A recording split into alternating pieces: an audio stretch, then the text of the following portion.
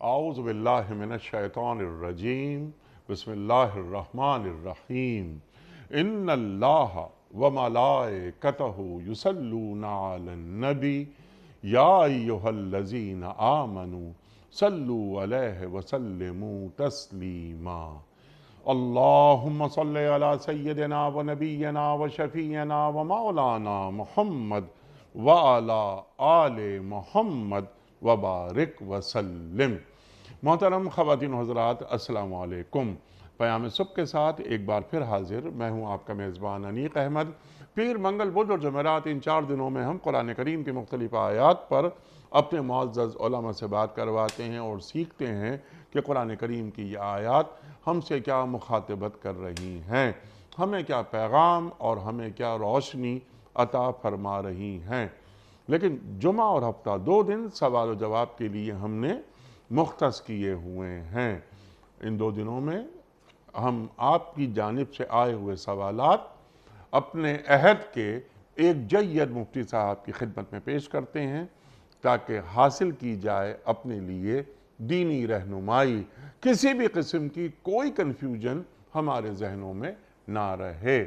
خواتین و حضرات، کچھ سوالات ہم پاکستان کے مختلف شہروں میں کھڑے ہو کر ریکارڈ کرتے ہیں اور ان سوالات کو بھی رکھتے ہیں ہم مفتی صاحب کی خدمت میں۔ خواتین و حضرات، آج کے ہمارے معزز مہمان ہمارے ملک کا ایک جانا مانا نام، ایک مقبول اور محبوب نام، محترم مفتی منیب الرحمان صاحب۔ خواتین و حضرات، مفتی منیب الرحمان صاحب کون آپ سے واقف نہیں؟ پیام صبح کا لازمی جز، الحمدللہ 11 برس سے اس پروگرام میں تشریف لا رہے ہیں اور ہم ہمیشہ مفتی صاحب سے سیکھتے ہیں۔ روزنامہ دنیا کے مستقل کالم نگار محترم مفتی منیب الرحمان صاحب۔ مفتی صاحب کو خوش آمدید کہتے ہوئے پروگرام کا آغاز اللہ تعالیٰ کے بابرکت نام سے سورہ ملک اور آیات 12، 13 اور 14۔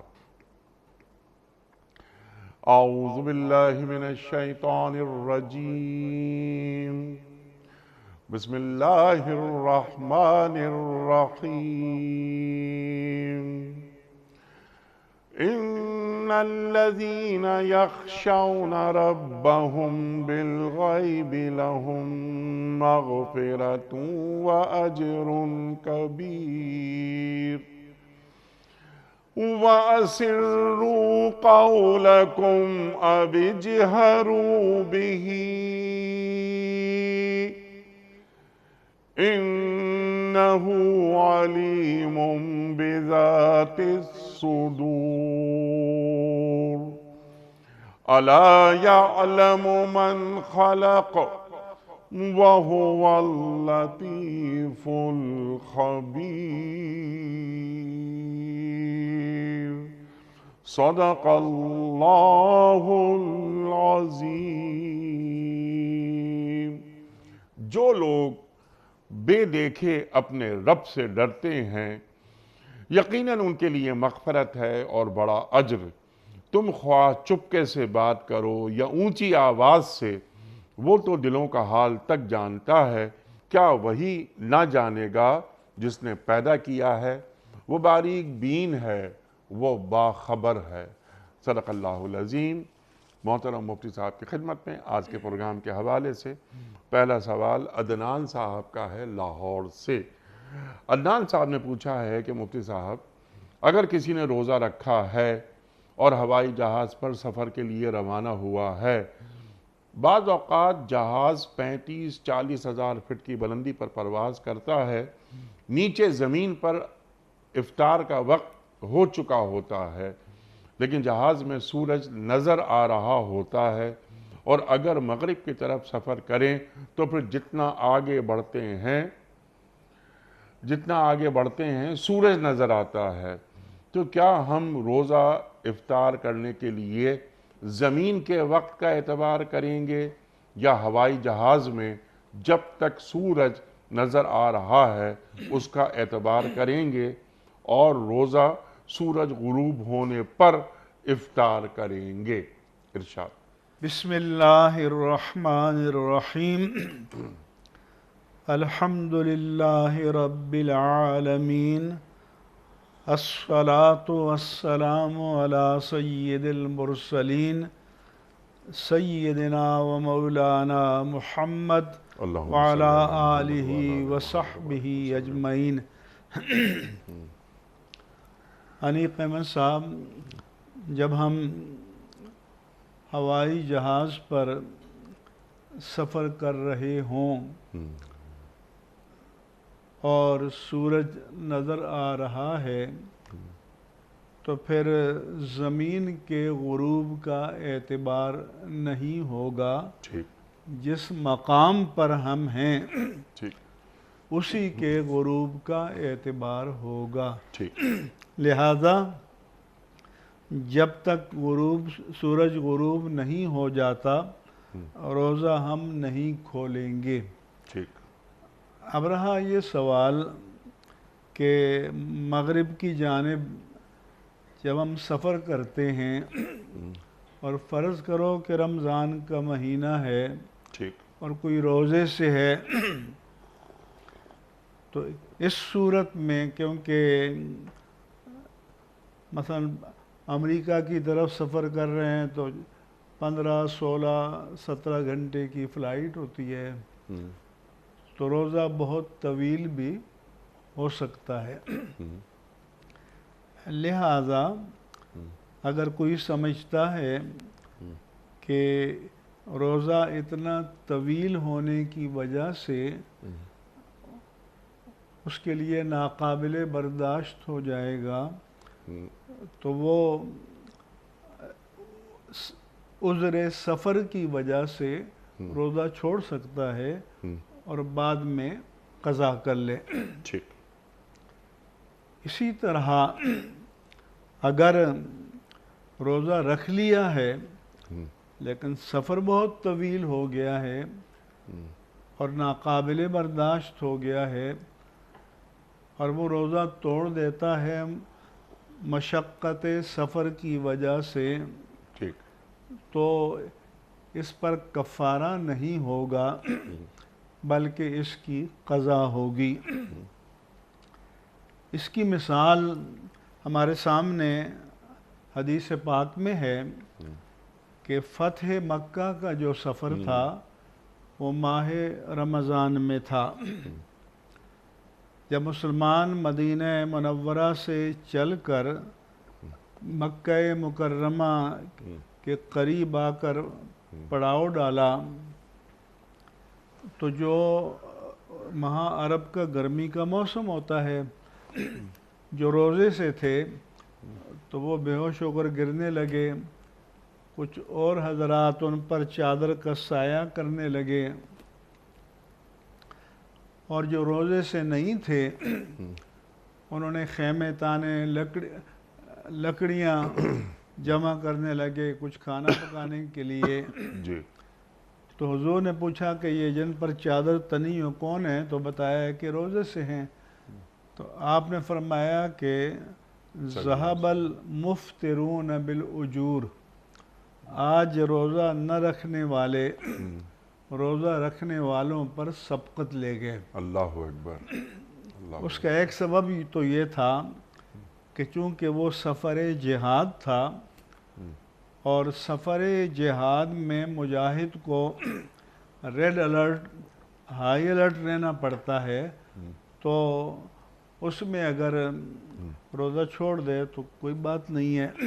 جی پر جب رسول اللہ صلی اللہ علیہ وآلہ وسلم نے صحابہ کی نقاہت کو دیکھا تو ایک مرحلے پر آپ نے عصر کے بعد دودھ یا پانی منگوا کر روزہ توڑا، کیونکہ جی اور غزوہ بدر میں جی سرکار دو عالم صلی اللہ علیہ وآلہ وسلم نے چند صحابہ کو منع فرمایا کہ آپ روزہ نہیں رکھیں گے 17 رمضان کو، کیونکہ ایک غزوہ ہو رہا ہے، جنگ ہو رہی ہے، قتال ہو رہا ہے۔ تو جب دیکھا کہ آپ نے اجازت تو دے دی کہ بھی روزہ توڑ دو، جی ہاں لیکن اب وہ دیکھ رہے ہیں کہ حضور نہیں توڑ رہے، جی تو آپ نے پھر صحابہ کی احوال کو سامنے رکھتے ہوئے خود علانیہ روزہ توڑا تاکہ وہ بھی ان اللہ انقباض اور تردد محسوس نہ کریں اور روزہ توڑ دیں۔ ٹھیک، تو اس لیے پھر ایک اور حدیث میں ہے کہ لیس من البر الصیام فی السفر، کہ سفر میں روزہ رکھنا نیکی نہیں ہے۔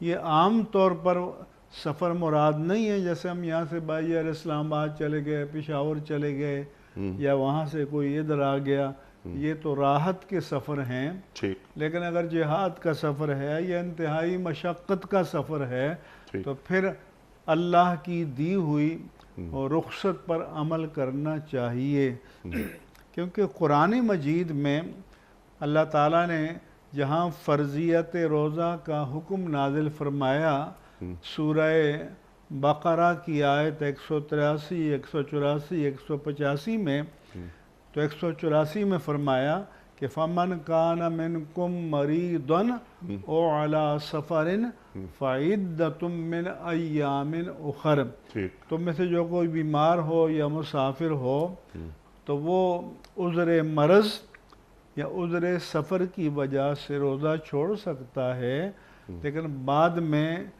چھوٹے ہوئے روزوں کی گنتی پوری کرے گا، قضا رکھے گا۔ لیکن اسی میں آگے فرمایا وَأَن تَصُومُوا خَيْرٌ لَكُمْ، اگر تم روزہ رکھ لو قابل برداشت ہے، احوال اچھے ہیں، یہ تمہارے لیے بہتر ہے۔ تو اس کا مطلب یہ ہے کہ اگر سفر راحت کا ہے، آرام کا ہے، ایئر کنڈیشن گاڑیوں میں سفر ہے اور تو رکھ لیں تو اچھی بات ہے، لیکن نہیں رکھیں گے تو کوئی مواخذہ نہیں ہوگا۔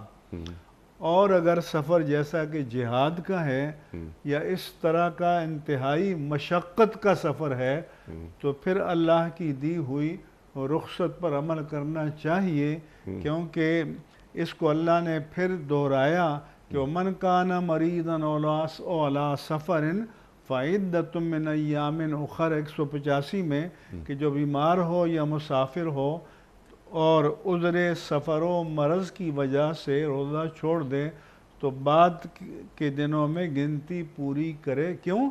یرید اللہ بکم اليسر ولا یرید بکم العسر، اللہ تمہارے لیے آسانی چاہتا ہے، دشواری نہیں چاہتا، لہذا سفر میں اگر آسانی ہو تو رکھ لے، دشواری ہو تو روزہ چھوڑ دے، کوئی سبحان اللہ، سبحان اللہ، سبحان اللہ۔ اللہ تمہارے لیے آسانی چاہتا ہے، دشواری نہیں چاہتا۔ اور اللہ کے رسول فرما رہے ہیں صلی اللہ علیہ وآلہ وسلم کہ الدین یسر، کہ دین آسان ہے۔ یسروا ولا سبحان تعسروا، اللہ، دین کو آسان کر کے پیش کرو، مشکل کر کے نہ پیش کرو۔ بشروا ولا تنفروا، لوگوں کو بشارت سناؤ، لوگوں کو دین سے متنفر نہ کرو۔ سبحان اللہ، سبحان اللہ۔ غلام علی صاحب ہیں میر پور خاص سے، ان کا سوال یہ ہے کہ مفتی صاحب نکاح کا شرعی حکم کیا ہے؟ آیا یہ فرض ہے، واجب ہے، سنت ہے یا محض مباح ہے؟ اور نکاح کے لیے ایک مسلمان کی ترجیحات کیا ہونی چاہیے؟ انیق احمد صاحب، نکاح کا جو حکم ہم متعین کریں گے جی، وہ بندوں کے احوال پر منحصر ہے۔ اگر ایک بندہ ایسا ہے کہ وہ جسمانی اعتبار سے نکاح پر قادر ہے اور وہ سمجھتا ہے کہ اگر میں نکاح نہیں کروں گا تو حرام میں مبتلا ہونے کا ظن غالب ہے، ٹھیک، تو اس پر نکاح کرنا فرض ہے۔ ٹھیک، اگر وہ نکاح کر سکتا ہے، مہر دے سکتا ہے اور سمجھتا ہے کہ نکاح نہیں کروں گا تو گناہ میں مبتلا ہونے کا ظن غالب تو نہیں ہے، خفیف سا اندیشہ ہے، تو اس پر واجب ہے۔ اور اگر وہ نکاح پر قادر بھی ہے، مالی استطاعت بھی رکھتا ہے، مہر ادا بھی کر سکتا ہے، تو اس کے لیے نکاح کرنا سنت مؤکدہ ہے۔ اچھا، اور اگر نکاح کرنے پر قادر ہے استطاعت رکھتا ہے، لیکن نہ رکھے تو نفس پر قابو پا سکتا ہے، تو اس کے لیے نکاح کرنا مستحب ہے۔ تو یہ بندوں کے احوال پر منحصر ہوگا۔ ظاہر ہے کہ جو مقاصد شریعہ ہیں ان میں سے ایک یہ ہے کہ جان کا تحفظ، مال کا تحفظ، آبرو کا تحفظ، دین کا تحفظ اور عقل کا تحفظ اور نسب کا تحفظ، یہ بھی مقاصد نکاح میں سے ہے۔ کیونکہ اگر ہم نکاح کی پابندی کو اٹھا لیں تو پھر انساب محفوظ نہیں رہیں گے، اس لیے نکاح کو مسنون قرار دیا گیا ہے۔ جہاں تک ترجیحات کی بات ہے، اچھا ایک ذرا سی اور میں چاہتا ہوں آپ سے بات سیکھ لیں ہم، جیسے ابھی آپ نے فرمایا آخری جملہ آپ کا تھا کہ نکاح کو مسنون قرار دیا گیا ہے۔ مسنون یعنی سنت ہے، لیکن آپ نے حالات و واقعات کو پیش نظر رکھتے ہوئے نکاح کو فرض کے مقام پر بھی رکھا، آپ نے ارشاد فرمایا۔ کیونکہ اگر وہ اس درجے میں ہے، نکاح کی استطاعت رکھتا ہے، مہر دے سکتا ہے اور نہیں رکھتا اور گناہ میں مبتلا ہو جاتا ہے تو گناہگار ہو جائے گا۔ گناہگار ہو جائے تو گا۔ گناہ سے بچنا تو فرض ہے۔ جی، گناہ سے بچنا فرض ہے، تو یعنی اس کی ایک آپ نے توجیہ بیان فرمائی۔ لیکن اللہ کے رسول صلی اللہ علیہ وآلہ وسلم کا ارشاد کہ النکاح سنتی من رغب عن سنتی فلیس منی۔ اصل حدیث ہے ابن ماجہ میں کہ النکاح من سنتی فمن لم یعمل بسنتی فلیس منی۔ نکاح میری سنت ہے، جو میری سنت پر عمل نہ کرے وہ مجھ سے نہیں ہے۔ دوسری حدیث میں ہے النکاح من سنتی فمن رغب عن سنتی، یہ اس کے ساتھ تو نہیں ہے لیکن الگ سے حدیث کا ٹکڑا ہے کہ جو میری سنت سے اعراض کرے وہ مجھ سے نہیں ہوگا۔ کیونکہ وہ ایک طویل حدیث ہے کہ جاء ثلاثۃ رہط الی ازواج النبی صلی اللہ علیہ وسلم، کہ 3 صحابہ کرام ازواج مطہرات طیبات کے پاس آئے اور حضور کے معمولات زندگی معلوم کیے تو انہوں نے بتایا، تو حدیث میں آتا ہے کہ کانہم تقالوہا، انہوں نے اس عبادت کو کم سمجھا اور کہا کہ حضور کو تو اللہ نے مغفرت کلی کی سند قطعی عطا کر رکھی، ہم تو گناہگار ہیں، ہمیں زیادہ نیکی کرنی چاہیے۔ تو ایک نے کہا کہ اما انا فاصلی اللیل ابدا ولا ارقد، ساری رات نوافل پڑھوں گا اور بالکل نہیں سوؤں گا۔ دوسرے نے کہا کہ اصوم ولا افطر، میں ہمیشہ نفلی روزہ رکھوں گا اور روزہ کبھی نہیں چھوڑوں گا۔ تیسرے نے کہا کہ لا اتزوج النساء، میں شادی نہیں کروں گا تاکہ بیوی بچوں کا ٹنٹا ہی نہیں ہوگا تو اللہ اللہ کرتا رہوں گا۔ تو حضور نے ان کی یہ باتیں سن لی تھیں، آپ نے بلایا، آپ نے کہا کہ سنو، انی لاخشاکم واتقاکم الی اللہ، مجھ سے بڑا متقی کوئی بھی نہیں ہے، مجھ سے بڑھ کر خشیت الہی کسی میں بھی نہیں ہے۔ تو اصلی وارقد، میں کچھ دیر کے لیے رات کو نوافل پڑھ لیتا ہوں، کچھ دیر کے لیے سو بھی جاتا ہوں۔ اصوم و افطر، نفلی روزے رکھ بھی دیتا ہوں، چھوڑ بھی دیتا ہوں۔ اور اتزوج النساء، میں نے شادیاں بھی کر رکھی ہیں تو ان کے حقوق بھی پورے کرتا ہوں۔ فمن رغب عن سنتی فلیس منی، جو میرے شعار کو چھوڑ کر، میری سنت کو چھوڑ کر کوئی معیار تقوی اپنائے گا تو اس کا مجھ سے کوئی تعلق نہیں ہے۔ ترجیحات نکاح کے حوالے سے ایک تو حضور نے فرمایا کہ تناکحوا تناسلوا فانی مکاثر بکم الامم، نکاح کرو، افزائش نسل کرو، میں تمہاری کثرت پر دیگر امتوں پر فخر کا اظہار کروں گا۔ ترجیحات کے بارے میں حضور نے فرمایا کہ تنکح المرأة لاربع، لمالها ولجمالها ولحسبها ولدینها فاظفر بذات الدین، کہ کوئی شخص اپنے لیے رفیق حیات کا انتخاب کرتا ہے تو اس کی وجوہ ترجیح یا آرڈر آف میرٹ 4 ہوتے ہیں. کوئی مال پر مٹتا ہے، کوئی جمال کو ترجیح دیتا ہے، کوئی حسب یعنی اسٹیٹس کو ترجیح دیتا ہے، اور کوئی دین کو ترجیح دیتا ہے. فَاظْفِرْ بِذَاتِ الدِّین، اے میرے امتی تم دین کو ترجیح دو. سبحان اللہ. تو میں بتایا کرتا ہوں کہ اگر کوئی دین کو ترجیح دے تو یہ نہ سمجھا کرے کہ اور نعمتیں نہیں ملیں گی.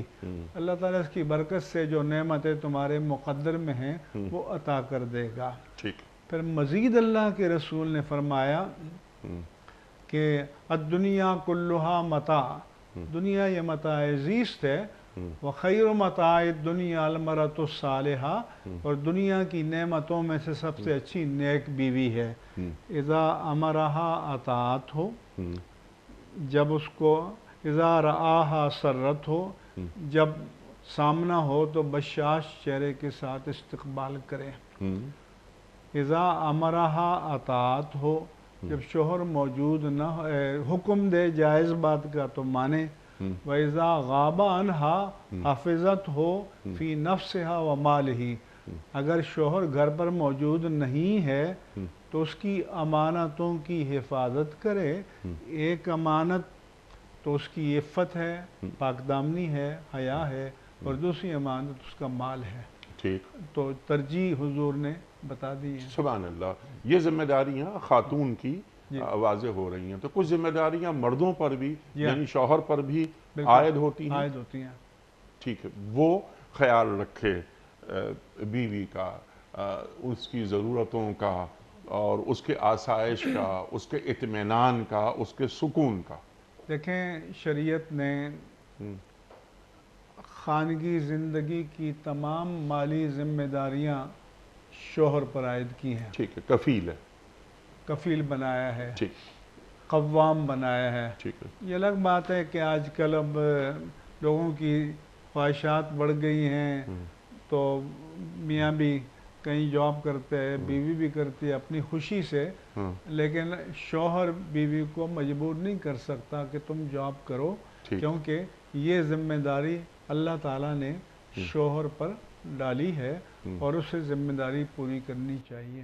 سبحان اللہ. سبحان اللہ. الرجال قوامون علی النساء، قرآن کریم ارشاد فرما دیتا ہے. یہ 4 خوبیاں آپ نے بیان فرمائی اور ہمارا دین ہمیں بتا رہا ہے. وہ مال، کہ میں جس گھر میں رشتہ دے رہا ہوں یا جس گھر سے میں رشتہ لے رہا ہوں، اس میں مال، جمال، حسب نسب اور دین کتنا ہے اس لڑکے میں یا اس لڑکی میں. ایک لڑکی، ایک بچی یا ایک بچہ جو دیندار ہے وہ مالدار بھی ہو سکتا ہے، وہ وجی خوبصورت بھی ہو سکتا ہے، اس کا حسب نسب بھی اچھا ہو سکتا ہے. تو یہ تمام خوبیاں اگر کسی لڑکے میں یا لڑکی میں پیدا ہوں تو کیا ہی اچھا. اس سے بڑھ کر تو کوئی نعمت ہی نہیں ہے. اسی کو حضور نے خیر و متاع دنیا فرمایا کہ دنیا کی نعمتوں میں سے سب سے بہترین ہے. کبھی کبھی میں آپ کے ڈیفینس میں گفتگو کرتا ہوں نکاح کے متعلقات پر، تو میں ان کو بتاتا ہوں کہ آپ ارب خرب پتی ہیں، لیکن ایک اطاعت گزار فرما بردار بیوی اگر آپ کو میسر نہیں ہے تو کسی ڈپارٹمنٹل اسٹور سے، سپر اسٹور سے نہیں مل سکتی. اللہ اکبر. یہ اللہ کی نعمت ہے. اور میں یہ بھی کہا کرتا ہوں کہ جتنے آپ شادی شدہ ہیں سینے پر ہاتھ رکھ کر اور خود اپنے آپ سے سوال کرو کہ جب ہم نے شادی کی تھی کیا یہ ساری نعمتیں جو آج میسر ہیں ہمیں حاصل تھی؟ لیکن جو مقدر میں تھا اللہ نے دیا. تو ان الرزق لیطلب العبد کما یطلب الموت. حضور اکرم صلی اللہ علیہ وآلہ وسلم نے فرمایا کہ جس طرح موت بندے کے تعاقب میں ہوتی ہے، رزق بھی بندے کے تعاقب میں ہوتا ہے، تو اللہ کی رزاقی پر بھی بندے کا ایمان کامل ہونا چاہیے. سبحان اللہ. سبحان اللہ.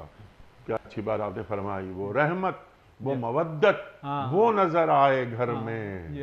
ایک کیئرنگ شوہر ہو. وَجَعَلَ بَيْنَكُمْ مَوَدَّةً وَرَحْمَةً کہ اس نے تمہارے درمیان مودت کا، چاہت کا، پیار کا اور شفقت کا رشتہ رکھا ہے. اور فرمایا کہ وَلَا تَنْسَوُا الْفَضْلَ بَيْنَكُمْ کہ آپس میں اگر تم نے ازدواجی زندگی خوشگوار رکھنی ہے ٹھیک ہے. تو 90 ڈگری کے زاویے پر تن کر مت کھڑے ہو جاؤ کہ آپ نے اپنے حقوق کی لسٹ پکڑی ہوئی ہے، بلکہ یہ کرو کہ فضل کو فراموش نہ کرو، دوسرے کو اس کے حق سے زیادہ دو اور خود اپنے حق سے کم لے لو. اللہ اس میں ایثار ہے، قربانی ہے اور خاندانی ماحول کی خوشگواری ہے. اسی سے محبت بڑھتی ہے، اضافہ ہوتا ہے اور اولاد پر بھی اس کا مثبت اثر پڑتا ہے، نسلوں پہ اثر پڑتا ہے. یعنی رشتہ احسان پر قائم رکھو، احسان پر، فضل پر. سبحان اللہ. اس لیے بزرگوں نے کہا کہ اللہ سے کبھی عدل کا سوال نہ کرو، فضل کا سوال کرو. سبحان اللہ، سبحان اللہ. کیونکہ وہ عدل پہ آ جائے جی تو پھر ہمارا پاس ہونا ممکن نظر نہیں آئے گا. فضل کی ضرورت جی بالکل بالکل. وہ آپ تو پاس ہو جائیں گے، ہمارا کیا ہوگا، بس یہ ڈر لگتا ہے. لیکن اللہ تعالیٰ سے ہمیشہ اچھا گمان. اللہ تعالیٰ سے ہمیشہ فَلْيُحْسِنُوا بِاللَّهِ خیرہ کہ اللہ کے بارے میں ہمیشہ اچھا گمان رکھے اور کرنا چاہیے. سبحان اللہ، سبحان اللہ. مفتی صاحب اگلا سوال بہت زبردست، چھوٹا سا سوال ہے لیکن بہت زبردست سوال ہے. عبید رضا صاحب کا اسلام آباد سے. ان کا سوال یہ ہے کہ سرکار دو عالم صلی اللہ علیہ وآلہ وسلم کے تکلم، گفتار اور خطاب کا انداز کیا تھا اور آپ کا انداز تبلیغ کیا تھا؟ اللہ اکبر. انیق احمد صاحب ہمارے آقا و مولا سید المرسلین رحمت للعالمین صلی اللہ علیہ وآلہ وسلم کے انداز تکلم و گفتار کو شمائل ترمذی میں روایت کیا گیا ہے کہ کانا کلام رسول اللہ صلی اللہ علیہ وسلم کلاما فصلا یفہمہ کل من سمعہ کہ اللہ کے رسول اتنے ٹھہراؤ کے ساتھ، متانت کے ساتھ، وقار کے ساتھ کلام فرماتے کہ ایک ایک لفظ جدا جدا سمجھ میں آتا. ذرا سوچیں اگر آپ کا انداز تکلم و گفتار یہ نہ ہوتا تو 23 سالہ نبوی زندگی میں آپ کی زبان مبارک سے نکلا ہوا ایک ایک لفظ آج تک محفوظ ہوتا؟ اللہ اکبر. یہ اعزاز کسی اور کو حاصل ہے تو اس لیے کہ کلامن فصل کہ یفہم کل من سمع، جو سنتا اس کی سمجھ میں آ جاتا. ایک حدیث پاک میں ہے سنن ابو داؤد میں عبداللہ بن عمر بن عاص بیان کرتے ہیں کہ میں جب حضور تشریف فرما ہوتے مجلس تو جو بھی آپ ارشاد فرماتے میں لکھ لیتا جیسے نوٹس لیتے ہیں. ایک دن آپ نے دیکھا کہ میں لکھ نہیں رہا تو حضور نے فرمایا کہ عبداللہ تم لکھ لیتے تھے آج نہیں لکھ رہے. تو انہوں نے عرض کیا کہ کچھ لوگوں نے مجھے سمجھایا کہ بھائی ان النبی بشر یتکلم فی الغضب والرضا کہ بھئی نبی بشر ہوتا ہے، کبھی کیفیت غضب میں ہوتا ہے، کبھی کیفیت سرور میں ہوتا ہے، کبھی کیفیت جلال میں ہوتا ہے، کبھی کیفیت جمال میں ہوتا ہے. ان کیفیات میں بندہ بات کچھ سے کچھ کہہ دیتا ہے. حضور نے فرمایا کہ نہیں، جو کچھ میں کہوں لکھ دیا کرو. آپ نے اپنی انگشت مبارک سے اپنے دہن مبارک کی طرف اشارہ کر کے فرمایا کہ کوئی بھی کیفیت ہو اس منہ سے حق کے سوا کچھ جاری نہیں ہوتا. اللہ اکبر، اللہ اکبر. تو یہ آپ کا انداز تھا تکلم کا، گفتار کا. پھر کبھی کبھی ایسا ہوتا کہ حضور کے جو ہنسنے کے ہیں وہ 3 قسمیں بیان کی ہیں. آپ کے تبسم پر کتابیں لکھی گئی ہیں. کبھی آپ صرف لبوں سے مسکراتے، اسے تبسم کہا جاتا تھا. کبھی سامنے کے دندان مبارک نظر آ جاتے، حتیٰ بدت الانیاب حدیث میں آتا ہے، اس کو ضحک کہا جاتا تھا. کبھی چند مواقع پر ایسا ہوا کہ اطراف کے دندان مبارک نظر آئے، اسے قہقہا کہا جاتا تھا. وہ بہت محدود مواقع ہیں. تو حضور کا نہ صرف تکلم محفوظ ہے بلکہ آپ کی کیفیات بھی محفوظ ہیں. یہاں تک کہ کبھی آپ نے غضب کے عالم میں کوئی بات فرمائی تو راوی بیان کرتے ہیں کہ آپ کے رخسار مبارک اتنے سرخ ہو گئے کہ ہمیں لگا کہ کأنہا ما اوسر علی وجنتیہ الرمان، کہ آپ کے مبارک رخساروں پر انار نچوڑ دیا گیا ہے. اب رہا یہ سوال کہ آپ کا جو انداز خطاب تھا، ایک تو میں نے عرض کیا کہ ٹھہراؤ کے ساتھ، دوسرا یہ ہے کہ کبھی آپ ہاتھ سے اشارہ بھی فرماتے، تیسرا یہ ہے کہ آپ بعض باتوں کو تکرار کے ساتھ فرماتے. جیسے حجۃ الوداع میں ہے، آپ نے پوچھا کہ الا هل بلغت، لوگوں بتاؤ میں نے تم تک اللہ کا پیغام پہنچا دیا ہے. قالوا بلا، سب نے یک زبان ہو کر جواب دیا کہ جی ہاں یا رسول اللہ. تو آپ نے 3 مرتبہ انگشت اشارت کو اٹھایا، اللہم اشہد، اللہم اشہد، اللہم اشہد، یا اللہ تو گواہ رہنا کہ میں نے تبلیغ دین کا فریضہ پہنچا دیا. پھر آپ نے فرمایا کہ فَلْيُبَلِّغِ الشَّاهِدُ الْغَائِبَ، آج جو لوگ یہاں پر موجود ہیں وہ اس پیغام کو ان تک پہنچا دیں جو یہاں موجود نہیں ہیں. بلغوا انی ولو آیا، تمہارے پاس ایک آیت کی امانت بھی ہے تو اس کو آگے والوں تک پہنچا دو. اللہ اکبر. پھر حدیث پاک میں جیسا اسامہ بن زید کا واقعہ ہے، وہ حضور کے ہاں پرورش پائی تھی. زید بن حارثہ کے بیٹے تھے اور ان کا لقب تھا حب رسول اللہ، رسول اللہ کے محبوب. اور سواری پر حضور ان کو اپنے پیچھے بٹھاتے تھے. تو ایک جہاد میں ایک شخص نے ان پر حملہ کیا اور پھر آپ نے گرا دیا، تو اس نے کلمہ پڑھ لیا لیکن انہوں نے اس پر تلوار چلا دی اور اس کو قتل کر دیا. حضور کو اطلاع ملی کہ بھائی اسامہ نے کلمہ پڑھنے کے باوجود قتل کر دیا. تو حضور نے بلا کر پوچھا اسامہ یہ کیا ہوا؟ تو انہوں نے عرض کیا کہ انہوں نے دل سے تھوڑا پڑھا تھا، اس نے تو جان بچانے کے لیے پڑھا تھا. تو حضور نے فرمایا کہ حل لا شققت قلبہ، کیا تم نے اس کے دل کو چیر کر دیکھا تھا؟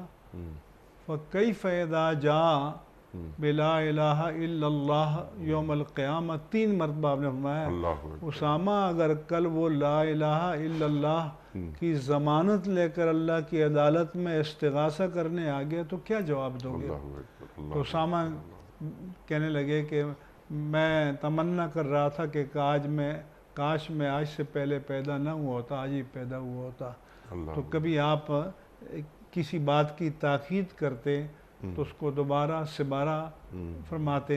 جیسے فرمایا کہ من کانا یؤمن باللہ والیوم الآخر تو فلیکرم ضیفہ، کہ جو اللہ پر ایمان لاتا ہے آخرت پر وہ اپنے مہمان کی کا اکرام کرے. اور فرمایا کہ واللہ لا یؤمن من لا یأمن جارہ بوائقہ. 3 مرتبہ آپ نے فرمایا کہ اللہ کی قسم وہ مومن نہیں ہے، اللہ کی قسم وہ مومن نہیں ہے جس کا پڑوسی اس کی شرارتوں سے محفوظ نہ ہو. تو کبھی آپ کسی بات پر کی تاکید کرنا چاہتے تو ایک ہی بات کو 3 مرتبہ ارشاد فرماتے، تکرار کے ساتھ ارشاد فرماتے، تاکہ اگر ایک بار وہ متوجہ نہیں ہے تو دوبارہ سمجھ لے، دوبارہ نہیں ہے تو اس سے 12 سمجھ لے. اور پھر کبھی جس بات پہ بندے کو انتہائی اشتعال آنا چاہیے آپ برف کی سل کی طرح ٹھنڈے ہو جاتے. ایک شخص آتا ہے کہ یا رسول اللہ صلی اللہ علیہ وسلم مجھے آپ کے ساری شریعت قبول ہے, صرف ایک مجھے بدکاری کی اجازت مل جائے. حضور نے اس کو بلایا, اس کے سینے پر ہاتھ رکھا, پوچھا کس سے چاہتے ہو؟ ماں سے. اس نے کہا یا رسول اللہ کوئی ماں کے بارے میں سوچ سکتا ہے؟ فرمایا بہن سے. اس نے کہا یا رسول اللہ کوئی بہن کے بارے میں سوچ سکتا ہے؟ تو آپ نے ان مقدس رشتوں کا ذکر کیا. پھر فرمایا کہ تم جس کے بارے میں سوچو گے وہ بھی تو کسی کی ماں ہوگی, کسی کی بہن ہوگی, کسی کی بیٹی ہوگی. تو وہ کہنے لگے کہ آج سے پہلے زنا سے زیادہ محبوب کوئی چیز میرے دل میں نہیں تھی, اور آج کے بعد اس سے زیادہ مغضوب چیز میرے دل میں نہیں ہے. سبحان تو اللہ. بجائے غیظ و غضب میں آنے کے حضور نے ٹھنڈے دل سے, پیار سے, محبت سے اس کو سمجھایا. تو آپ کے مختلف انداز جو تھے. سبحان اللہ, سبحان اللہ. اور یہی حکیمانہ طریقہ ہے, یہ حکیمانہ واعظ ہے, جی, تلقین ہے, اور جو حضور فرماتے تھے صلی اللہ علیہ وآلہ وسلم. سبحان اللہ, سبحان اللہ. تو اپنی بات کو بہت ہی ایک بہترین انداز میں, حکیمانہ انداز میں پیش کی جائے تاکہ مخاطب کے دل میں اتر جائے یہ بات. اور یہی سنت الہی ہے کہ بعض احکام کو اللہ تعالیٰ نے جی ریپیٹڈلی بیان کیا, جی ہاں, اور اسی لیے بیان کیا کہ بار بار اس کے سامنے آئے, اور اگر ایک بار اس سے غفلت ہو گئی ہے تو دوبارہ متوجہ ہو جائے, جی پھر غفلت ہو گئی ہے تو اس سے بارہ متوجہ ہو جائے. جی. تو بعض آ صد بار گربہ شکستی باز آ. سبحان اللہ, سبحان اللہ, سبحان اللہ. مفتی صاحب کچھ ویڈیو کوئسچنز آپ کی خدمت میں. جناب والا ویڈیو کوئسچنز. پروردگار بحروں بر. السلام علیکم مفتی صاحب, میرا سوال یہ ہے کہ کیا کوئی خاتون نکاح پڑھا سکتی ہے؟ پروردگار بحروں بر. خاتون نکاح پڑھا سکتی ہیں؟ میرے عزیز, نکاح تو اصل میں ایجاب و قبول کا نام ہے, اور ایجاب و قبول لڑکا اور لڑکی ڈائریکٹ بھی کر سکتے ہیں کہ لڑکا لڑکی سے کہے, دو گواہ ہونے چاہیے, خطبہ سنت ہے. تو اگر لڑکا لڑکی سے کہے کہ میں نے 5,000 یا 50,000 یا 5 لاکھ مہر کے عوض تم سے نکاح کیا, یہ ایجاب ہے. وہ کہے میں نے قبول کیا, یہ قبول ہے, نکاح ہو جاتا ہے. گواہ ہونے چاہیے. ٹھیک ہے. اور اگر عورت مثلا ان کو خود یہ کلمے نہیں آتے, کوئی کہلوانا چاہتا ہے, تو عورت کے لیے ہوتا ہے کہ پھر لڑکا اس کا محرم ہونا چاہیے, کیونکہ غیر محرم کے سامنے تو, اور لڑکا بھی اور گواہ بھی اس کے محارم میں سے ہونے چاہیے, کیونکہ گواہ 2 مرد ہوں گے, یا ایک مرد کم از کم ہوگا اور 2 عورتیں ہوں گی.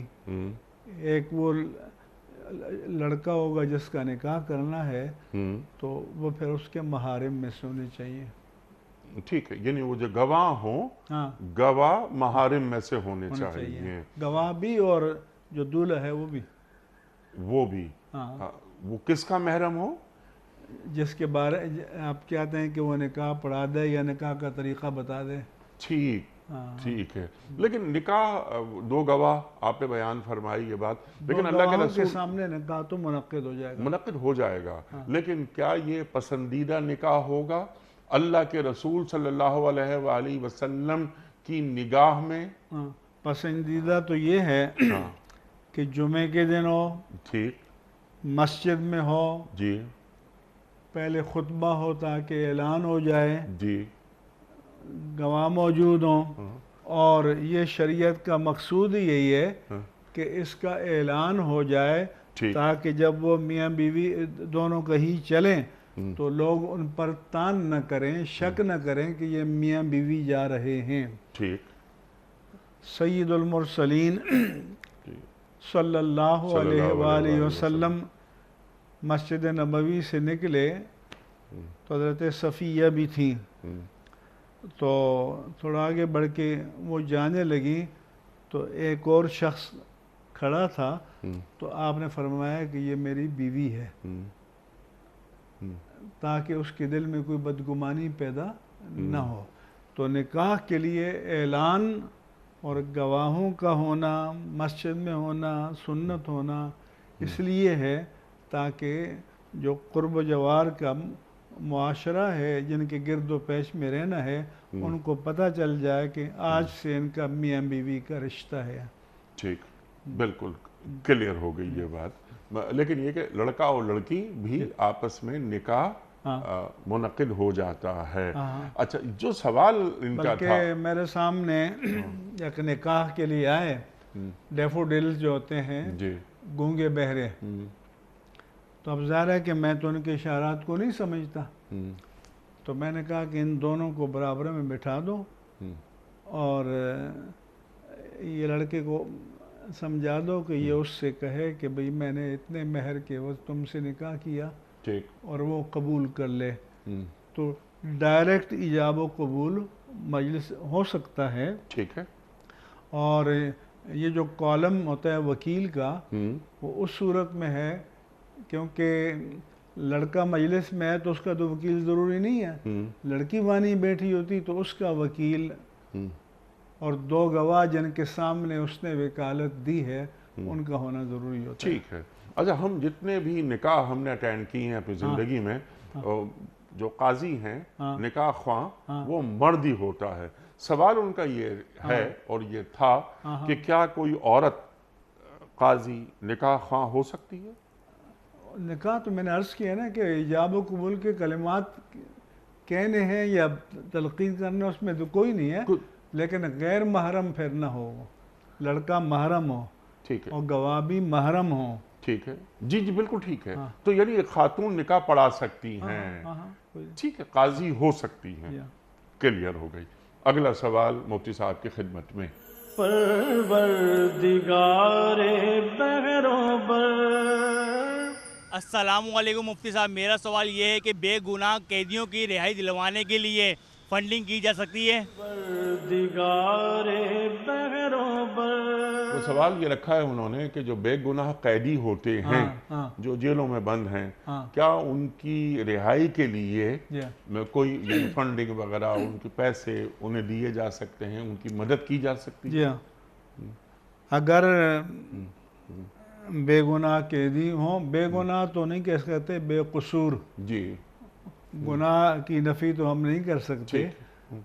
قصور کے معنی یہ ہیں کہ اگر کسی جرم میں ڈالا گیا ہے جس کا اس نے ارتکاب نہیں کیا تو اس کو بے قصور کہیں گے۔ ٹھیک، تو آپ سمجھتے ہیں بے قصور ہیں اور اس پر جرمانہ ہے اور وہ جرمانہ ادا کرنے کے قابل نہیں ہے، تو آپ ان کی مدد کر سکتے ہیں، ان کا جرمانہ ادا کر سکتے ہیں۔ اگر آپ وہ جرمانہ زکوٰۃ سے ادا کرنا چاہتے ہیں اور وہ مستحق زکوٰۃ ہے تو پھر اس کو دے دیں، وہ خود ادا کرے یا اس کو دیں اور پھر کہیں کہ مجھے اجازت دے دو، میں آپ کی طرف سے آپ کا یہ جرمانہ جمع کر دوں۔ ٹھیک ہے، کتنا اچھا کام ہے یہ، ٹھیک ہے، اور یہ ہونا چاہیے۔ ہمارے معاشروں میں توجہ اس پر کم دی جاتی ہے۔ بہت سارے لوگ ایسے ہیں جن کے پاس ضمانت کے پیسے نہیں ہیں، نہیں ہوتے، اور وہ ایک آدھ بار ہم پروگرام کرنے کے لیے گئے، اپنا جو مصارف زکوٰۃ بیان کیے گئے ہیں ان میں ایک آپ کو پتہ ہے کہ والغارمین بھی ہے، کہ جو مالی بوجھ تلے دبے ہوئے ہوں، تو اگر کیونکہ کبھی کسی سے اتفاقاً بھی کوئی جرم ہو جاتے ہیں، عادی نہیں ہوتے، ہاں جو عادی مجرم ہوں کہ جن کا پتہ چلا کہ نکلے تو باہر پھر چوری یا ڈکیتی شروع کر دی، تو ان کو تو دینا انکریج کرنا ہے، لیکن جو عادی مجرم نہ ہوں تو ان کے ساتھ مدد کریں تو اچھی بات ہے۔